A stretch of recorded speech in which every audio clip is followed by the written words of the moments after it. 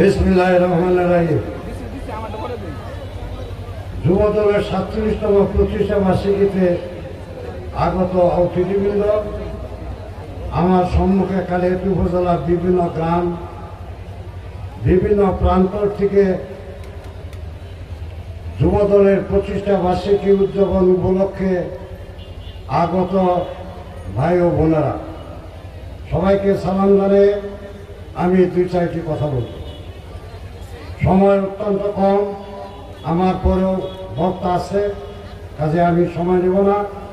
আমি গতকালকে বাংলাদেশ জাতীয়তাবাদী দল নির্বাহী কমিটির ভারপ্রাপ্ত চেয়ারম্যান তারেক রহমান সাহেবের আহ্বানে আমরা কালকে তার মত বিনিময় সভায় আমরা গিয়েছিলাম। তারেক রহমান সাহেব অত্যন্ত সুস্পষ্ট ভাষায় একটি কথা বলেছেন, আমরা যাদেরকে সিদ্ধান্ত দেব তার পক্ষে আপনারা কাজ করবেন। আমরা এখন পর্যন্ত কাউকে কোনো রকমের গ্রিন সিগন্যাল, কোনো রকমের কোনো টাচ বা কোনো রকমের কোনো সংকেত আমরা কাউকে দেই নাই। এই কথার উপরে আপনারা ভুলবেন না। কাজেই আমরা কালকের থেকে অত্যন্ত নিশ্চিন্ত, যে কথাটি কালিহাতীর আকাশে বাতাসে যে ভেন্দিলার নেতৃত্ব, সে নাকি তাকে গ্রিন সিগন্যাল দিয়ে দিছে, সে নমিনেশন পেয়ে গেছে, কত রকমের কথাই শুনলাম। কালকে তিনিও মিটিংয়ে ছিলেন, তার উপস্থিতিতেই এই কথা হয়েছে।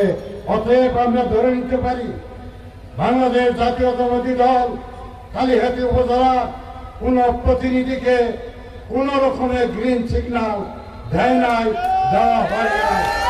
অতএব যারা করে বেড়াচ্ছে তারা, একটু আগে একজন ভক্ত বলে গেছেন বেনজির টিপু সাহেব, আসলে ঘটনা হলো আওয়ামী লীগকে পূর্ণ প্রতিষ্ঠা করার, তাই তারা সে লিপ্ত।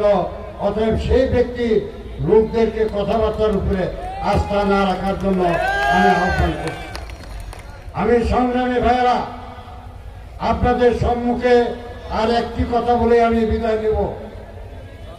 আগামী 26 সনে ফেব্রুয়ারিতে নির্বাচন ঘোষণা হয়েছে।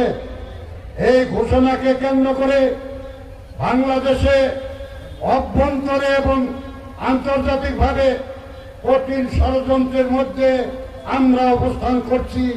সেই মুহূর্তে যারা আওয়ামী দূষরদের